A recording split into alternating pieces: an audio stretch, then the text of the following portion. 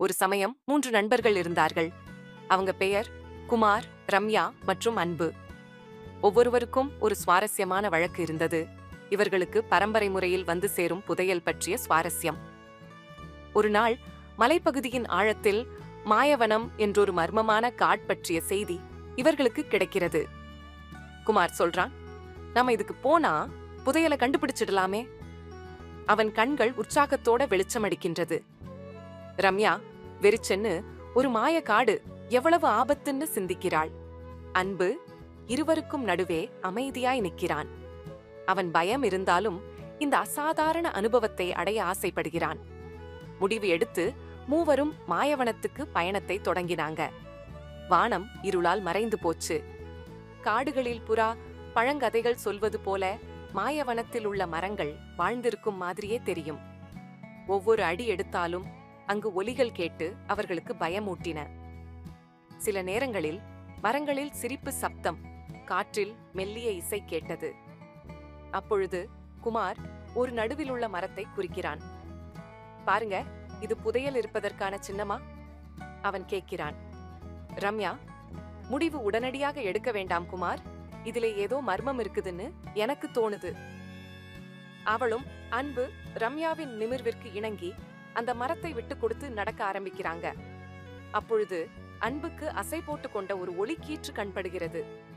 மூவரும் ஆச்சரியத்தோடு அதை பின்தொடர்கிறாங்க. ஒளி அவர்களை ஒரு பழமையான குகைக்கு கொண்டு செல்கிறது. குகையின் உள்ளே ஒரே நேரத்தில் ஒருவரும் நுழைய முடியும்படியான பாதையில் முதலில் போக முடிவு செய்கிறான். அவன் உள்ளே செல்லும் போது அவனுக்கு முன்னால் திடீரென ஒரு மாய உலகம் தோன்றியது. பொன்னினால் மின்னும் மண், சோலை மலர்கள், பல நிறம் நிறைந்த குளங்கள் என அந்த உலகம் முழுவதும் மந்திரம் போல கவர்ந்தது. அவனோட அதிர்வில் ரம்யாவும் அன்பும் அவனை பின்தொடர்கிறார்கள்.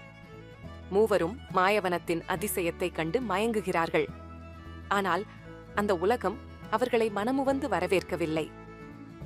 எந்த சோதனையும் இல்லாமல் இங்கே வாழ்வதற்கு உரிமை இல்லை என ஒரு மாயமான குரல் எட்டியது. அந்த குரல் அவர்களுக்கு 3 சோதனைகளை கொடுக்கிறது. ஒவ்வொருவரும் தனித்தனி முயற்சியை செய்ய வேண்டும் என்பதற்கு முதல் சோதனைக்கு தயாராகிறான்.